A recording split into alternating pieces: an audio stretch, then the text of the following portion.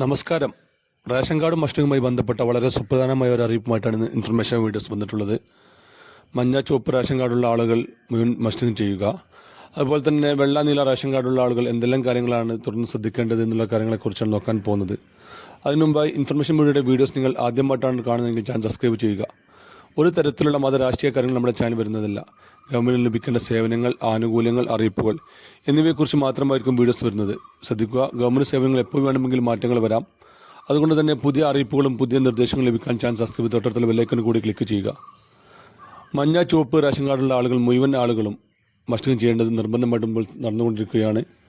ഓരോ ജില്ലകൾക്കും പ്രത്യേക സമയം അനുവദിച്ചിട്ടുണ്ട്. അതാത് ജില്ലയിലുള്ള ആളുകൾ കറക്റ്റ് സമയത്ത് തന്നെ മുഴുവൻ ആളുകളും റേഷൻ കടയിൽ പോയി ഈ പോസ്റ്റ് മെഷീനിൽ വിരൽ പതിപ്പിച്ച് മസ്റ്റിങ് പൂർത്തിയാക്കുക.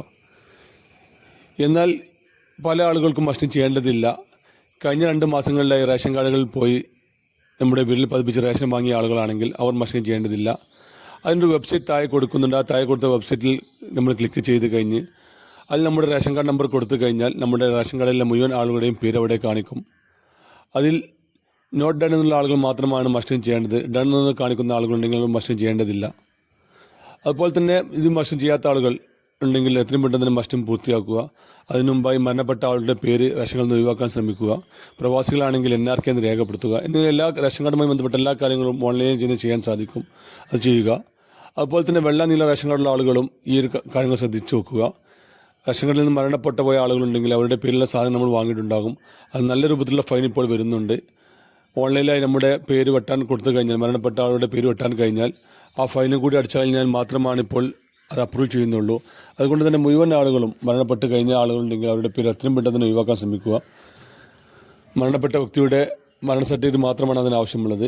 ഈ 2 സാധനങ്ങളും കൊണ്ട് അക്ഷയ കേന്ദ്രങ്ങളിൽ ചെന്ന് കഴിഞ്ഞാൽ ഉടൻ തന്നെ മാറ്റാൻ സാധിക്കുന്നുണ്ട്. വീഡിയോ ഇഷ്ടപ്പെട്ടെന്ന് കരുതുന്നു. ഇതുപോലത്തെ ഇൻഫോർമേറ്റീവായ വീഡിയോസ് ലഭിക്കാൻ ഇൻഫർമേഷൻ മീഡിയയുടെ ചാനൽ സബ്സ്ക്രൈബ് ചെയ്ത് തൊട്ടടുത്തുള്ള ബെല്ലൈക്കൺ കൂടി ക്ലിക്ക് ചെയ്യുക. നമ്മൾ അപ്ലോഡ് ചെയ്യുന്ന വിഷയങ്ങൾ ഗവൺമെൻറ് ലഭിക്കുന്ന സേവനങ്ങൾ, ആനുകൂല്യങ്ങൾ, അറിയിപ്പിനെക്കുറിച്ച് മാത്രമായിരിക്കും. വീഡിയോ ഇഷ്ടപ്പെട്ടെന്ന് കരുതുന്നു. ഇനി പുതിയ വീഡിയോസുമായി കാണാം. അതുവരേക്കും എല്ലാ കൂട്ടുകാർക്കും നന്ദി, നമസ്കാരം.